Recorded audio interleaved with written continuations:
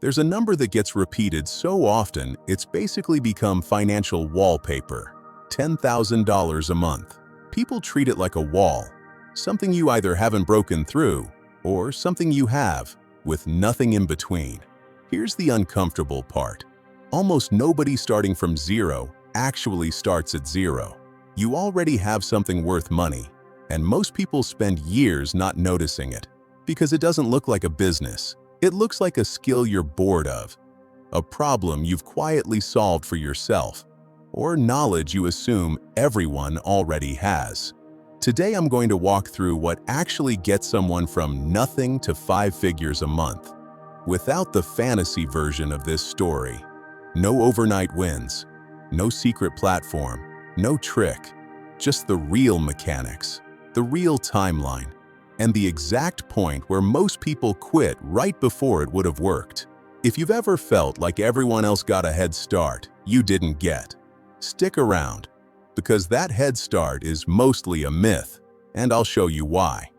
Let's start with the biggest lie in this whole conversation, that starting from zero means starting with nothing. It doesn't. $0 in your bank account is not the same as zero value. You're carrying 20, 30, 40 years of solved problems. You know how to do things other people pay to avoid learning. Most people can't see this because we've been trained to think a skill only counts if someone gave us a certificate for it. That's backwards. The market doesn't care about your credentials. It cares whether you can save someone time, money, or stress. So the real starting line isn't, what do I have to build from scratch? It's, what do I already know how to do that somebody else would happily pay to skip? That reframe alone eliminates the single biggest reason people never start. They're waiting to become qualified for a game they're already in. Here's where it gets interesting, because once you find that starting skill, almost everyone makes the same mistake. They try to turn it into one big swing, one course, one product, one client that changes everything. That's not how this actually compounds. Real income from zero builds the same way compounding always works. Small, boring, repeated actions that stack on top of each other until the stack itself becomes the asset. Think of it less like planting one tree and more like planting 100 seeds and only watering the ones that sprout. The first sale rarely pays the bills. What it does is prove the mechanism works. Then you repeat it, slightly better, slightly faster, with slightly more confidence, and that repetition is what turns a skill into a system. This is the unglamorous truth nobody wants on a thumbnail. The people who reach 10,000 a month didn't have a better idea than everyone else. They just kept doing the same small thing enough times that it stopped being small. And this is where the two forces that decide everything start working against each other, or for you. The first is your effort, the actual hours you put toward the thing. The second is the delay before that effort shows any return at all. Most income streams have a lag built into them. You do the work in week 1, and the market doesn't respond until week 8, sometimes month 4.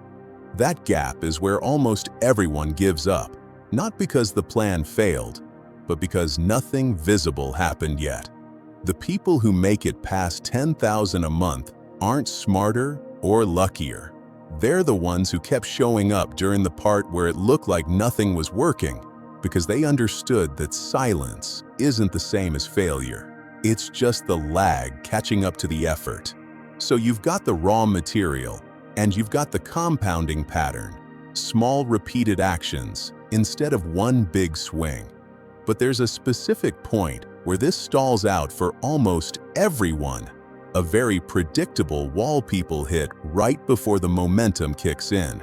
That wall shows up around the same place every time, and it's not a talent ceiling.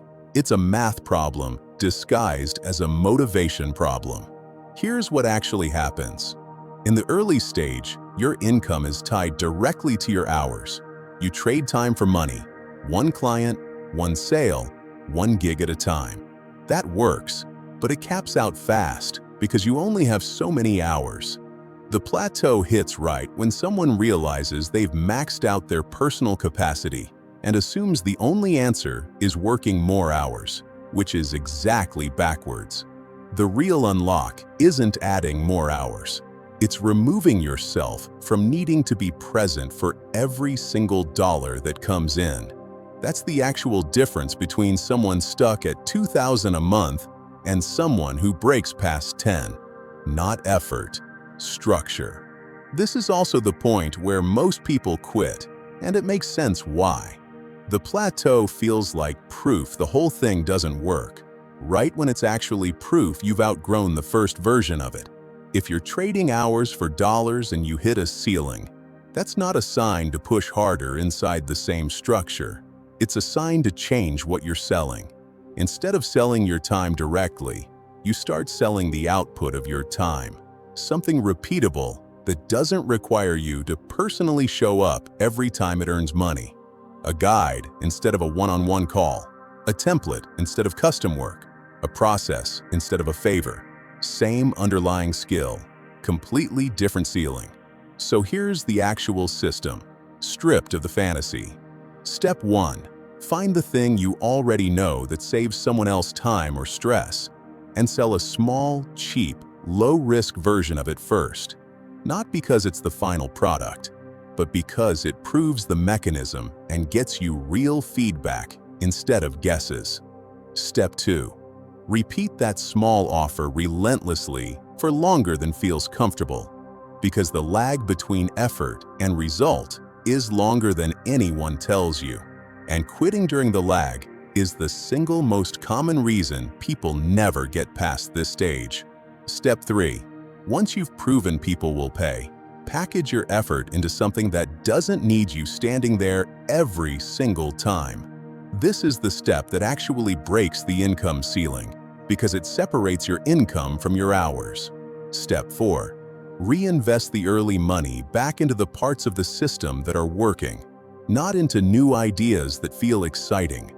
Boring compounding beats exciting pivoting almost every time. This is the part that quietly gets skipped in every "how I made $10,000 a month" story. It wasn't one big idea. It was proving a small thing works, repeating it past the point of boredom, and then rebuilding it so it didn't need you every time. That's the entire mechanism. Not talent, not luck, not some hidden platform nobody told you about. So loop back to where we started. $0 was never zero value. The starting line you thought you were missing was already behind you the whole time, sitting in a skill you'd stop noticing because it felt too ordinary to be worth anything. The people who reach $10,000 a month aren't the ones who found something rare. They're the ones who kept doing something ordinary long enough and then rebuilt it so it could run without them standing there every time. Here's the one sentence to remember. Income doesn't come from a big idea. It comes from a small proven thing, repeated past the point where it feels pointless. So ask yourself honestly, what's the small thing you already know how to do that you've been waiting to feel qualified enough to sell? Write it down tonight, because the lag starts the moment you begin, not the moment you feel ready. If this kind of thinking is useful to you, subscribe, because we break down exactly this kind of system every week.